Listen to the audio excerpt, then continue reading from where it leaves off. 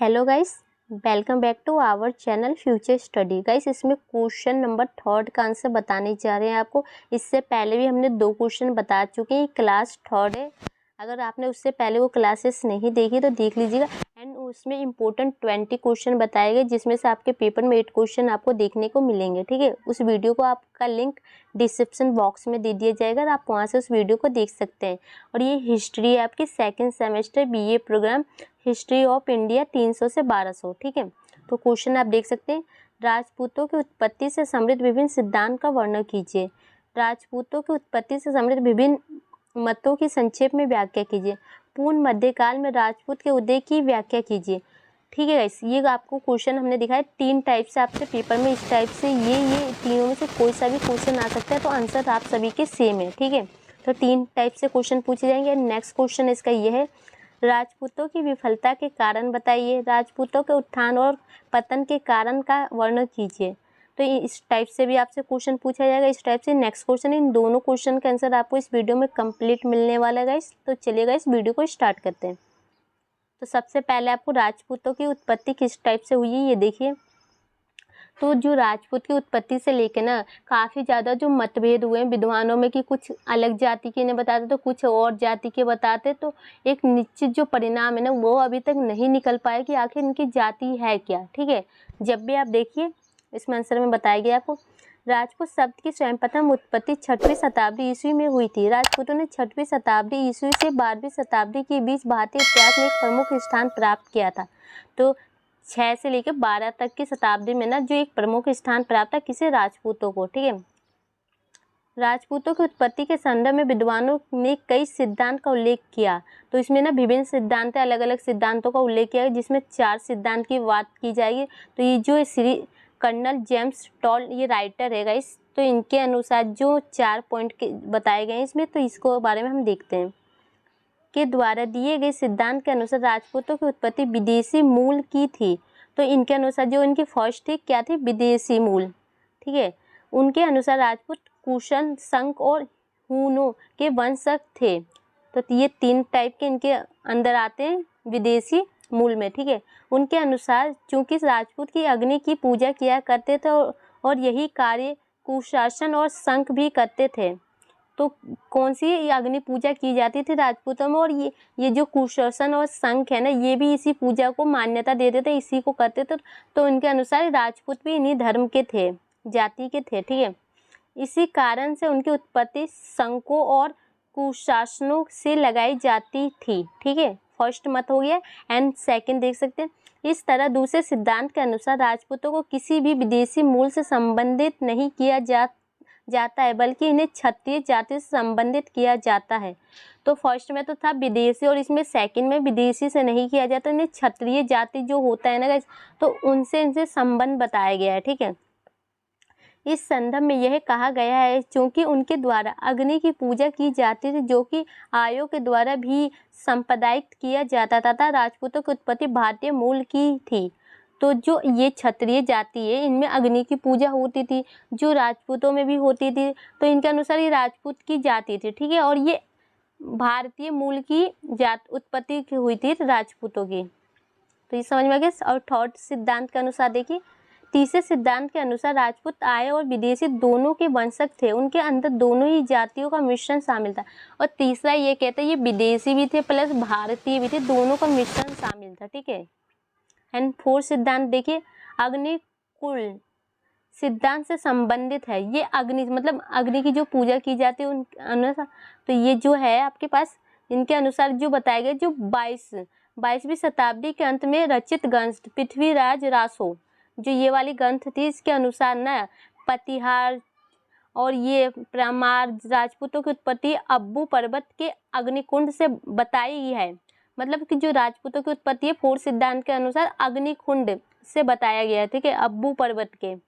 किंतु इसी ग्रंथ में एक अन्य स्थल पर भी इन्हें राजपूतों को रवि शासी वंशी कहा। तो इनमें एक और ग्रंथ शामिल है, तो इन्हें इस नाम से भी पुकारा गया। ठीक है गाइस, तो ये तो आपके हो गई राजपूतों की उत्पत्ति। एंड निष्कर्ष क्या निकलता है देखिए, इन तमाम विद्वानों के तर्कों के आधार पर निष्कर्ष यह कहा जा सकता है कि यद्यपि राजपूत क्षत्रिय के वंशज थे, फिर भी उसमें विदेशी रक्त का मिश्रण आवश्यक था, अतः वे ना तो पूर्णतः विदेशी थे ना ही पूर्णतः भारतीय। मतलब उनकी जो जाति थी, उनकी प्रजाति थी, उसे आप कह सकते हैं मिश्रित थी, ना ही वो इंडियन थे ना ही वो विदेशी थे, दोनों का मिश्रण उनमें शामिल था। ठीक है, तो ये आपकी उत्पत्ति हो गई। और इसके सिद्धांत पूछे, मत पूछे आपसे, इस टाइप में तीनों में से कोई सा भी क्वेश्चन पूछे, आपको आंसर यही लिखना है। ओके, देख सकते हैं जिसका नेक्स्ट क्वेश्चन बनता है ना, जो राजपूतों की विफलता के कारण। तो आपके से क्वेश्चन इस टाइप से भी पूछा जा सकता है, या ओनली ये पूछा जाता था राजपूतों की विफलता के कारण बताइए, ठीक है, या पराजय के कारण बताइए, तो आपको ये बताना है। और यहाँ पर ये बताएगा कि जो राजपूत है ना, एक महान जाति थे, उन्हें वीरता और वे काटने के अभाव, सरल स्वभाव, ये सभी का उनके जो कारण बने ना, उनके पतन का कारण बना। ठीक है, तो ये कारण हम मेन पॉइंट पर आते हैं आपका, जो क्या थे।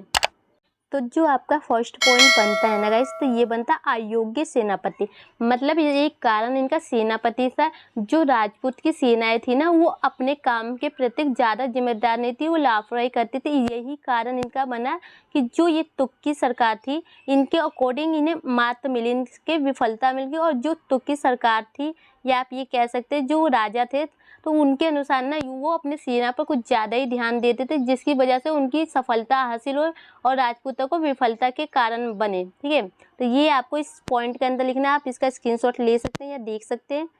हम इसका नेक्स्ट क्वेश्चन बता रहे हैं, हम आपको सिर्फ मतलब बता दे रहे हैं, इसमें आखिर बताया क्या जा रहा है। ठीक है, एंड नेक्स्ट है सीमांत प्रदेशों की सुरक्षा की उपेक्षता।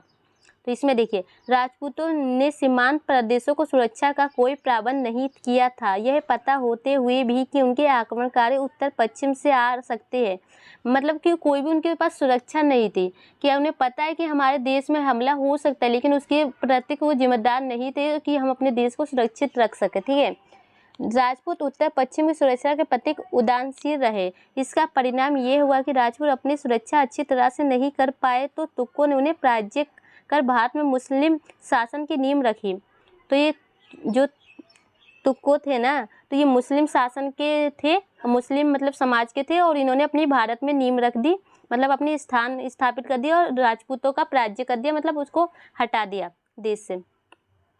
एंड थर्ड पॉइंट बनता है आपका राष्ट्रीय भावना का अभाव। इनमें राष्ट्रीय भावना की कमी थी राजपूतों में।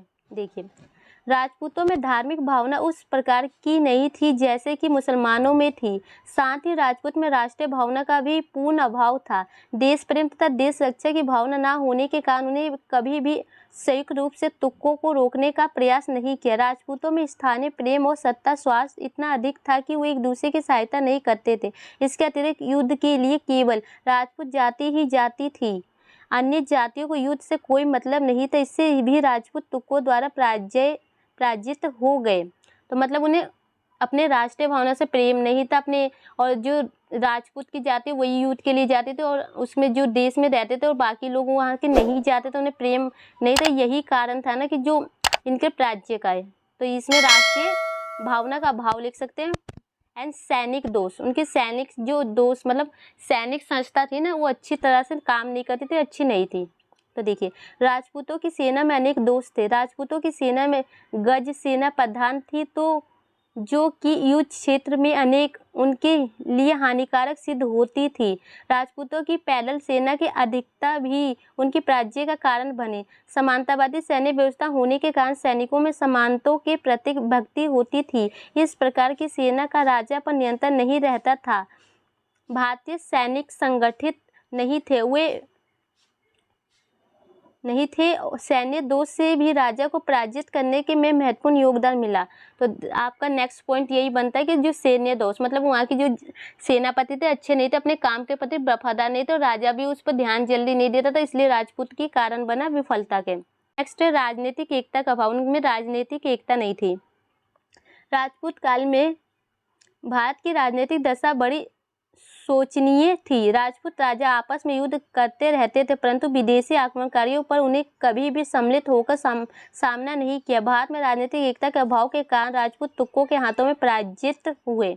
मतलब कि जो अपने ही देश के अंदर ना लड़ाई झगड़े करते रहते, लेकिन जो बाहर के जो राज्य उन पर ध्यान नहीं दिया कि उनके तरफ से जो हमले हो रहे उनको रोकने के लिए हम सभी मिलकर अपने देश के लोग उन्हें हरा सकें। ठीक है, नेक्स्ट पॉइंट है आपका धार्मिक कारण। अपने धार्मिक मान्यताओं के कारण हिंदू कमज़ोर होते जा रहे हैं। वे उपास्य देवों प्रसन्न करने में ही लगे रहते हैं। जवान मुसलमानों के लिए तलवार ही धर्म था। मुसलमान विभिन्न उपास्य देवों को पूजा कर केवल अल्लाह में विश्वास करते थे। इसे मुसलमान समाज संगठित था। हिंदुओं में इस प्रकार की कोई भावना नहीं थी। उनका धर्म खतरे में है और ये उन पर अपने धर्म का प्रसार करना चाहिए। जबकि आक्रमणकारी मुसलमान धार्मिक जोश के साथ भारत आए थे। उनका उद्देश्य इस्लाम धर्म का प्रसार और हिंदू धर्म को नष्ट करना। इसलिए मुसलमान जी जान से लड़े और उन्हें राजपूतों को पराजित कर दिया। तो वही धर्म के ऊपर भी आप इसका लिख सकते हैं कि जो राजपूत अपने धर्म के प्रति उदारवादी नहीं थे, जवाबदेही नहीं थे, उनके मतलब नहीं था, लेकिन जो मुसलमान थे ना, वो अपने धर्म को लेकर काफ़ी ज़्यादा चिंतित में थे और वो भारत आए और भारत में अपने जो धर्म को स्थापित किया, मुसलमान धर्म को, राजपूत के जो मंदिर पूजा पाठ होते हैं उन्हें नष्ट करने के लिए। ठीक है। और एक आर्थिक कारण होता है, तो आपको इसमें ये बताना है कि जो आर्थिक कारण में आ सकता है कि जो लड़ाई झगड़े ज़्यादा होते रहते हैं और राजकोष पर, अपने राज्य पर ध्यान नहीं दिया जा रहा था, जिसके कारण उनका पतन बना, उनके पास पैसे की कमी आने लगी, लड़ाई झगड़ों में लगी। तो यही आंसर में आपको बताना है। तो इसमें हमने आपको आंसर बता दिया गाइस। एंड इसका नेक्स्ट क्वेश्चन अगली वीडियो में आपको मिल जाएगा।